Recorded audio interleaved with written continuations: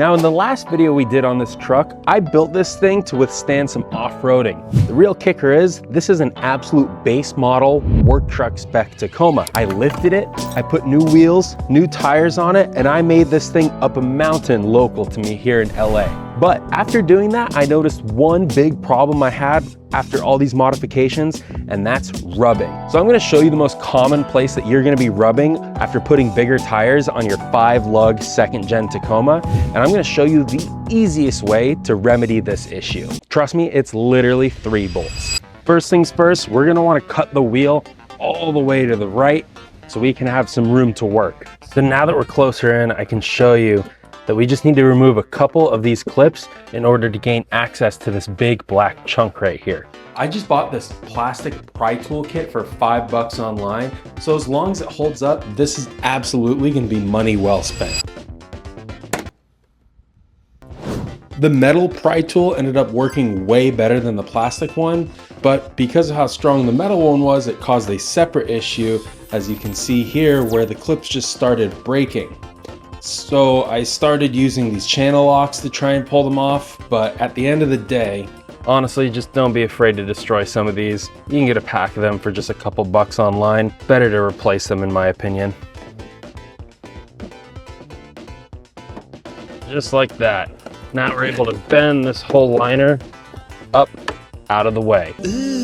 Brother, exposing the black box right here.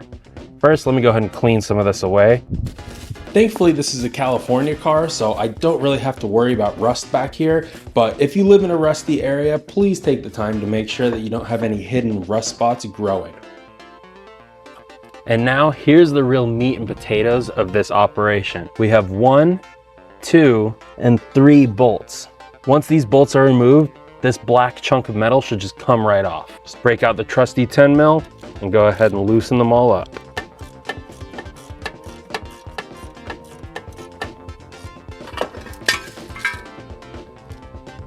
Just like that, came right out. Just gonna brush this area away a little bit more, and then we're gonna be ready to go ahead and reassemble everything. So now that it's all cleaned off a little bit, go ahead and let's just get this fender liner back into place. When trying to pull the plastic clips out, I did notice that I was starting to bend these metal tabs on the fender, but just smacking them back into place made it all fit correctly again.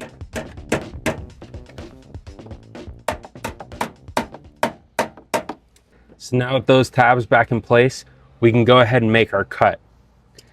Now, since this hole right here no longer has anything to grab onto, this is just gonna flop around. Also, if we leave it in this shape, the wheel will still be able to rub here, even though the black box is no longer there. We need to make a cut coming down here in order to remove as much of this material as possible.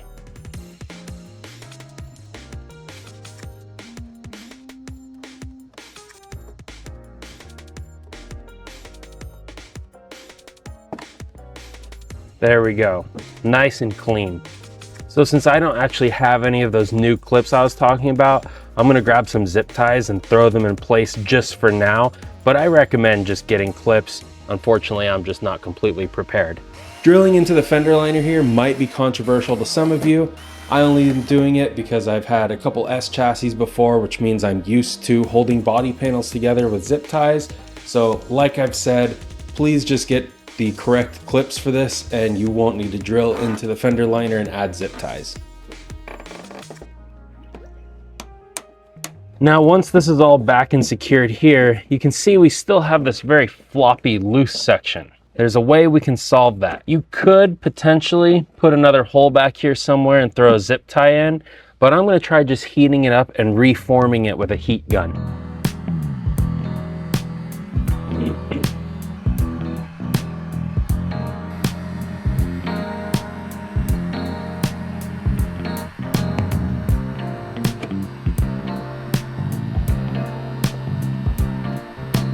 I think I'm gonna add a relief cut right here.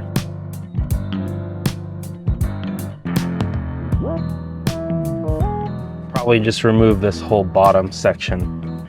Doesn't look like it's gonna hold on very well. This right here is where the fender liner got hot enough where it's nice and malleable. The goal is to get it nice and soft because of how hot it is, where you can kind of bend it into shape and then hold it in that shape while letting it cool, and it should for the most part retain that shape that you set it in.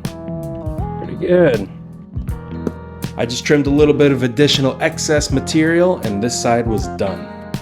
Now we can see a pretty big difference in the before and after. Let me go ahead and fire up the car and turn the wheel again and show you just how much more space there is.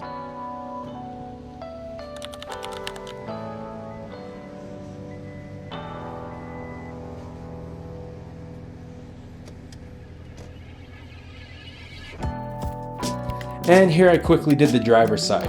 All around, this job should take you no more than 45 minutes. Honestly, it probably just took me that long because I had to drill out the holes and I had to look for zip ties and whatnot. But overall, this is an insanely easy job to do. Thank you guys so much for watching. Hopefully you learned something new.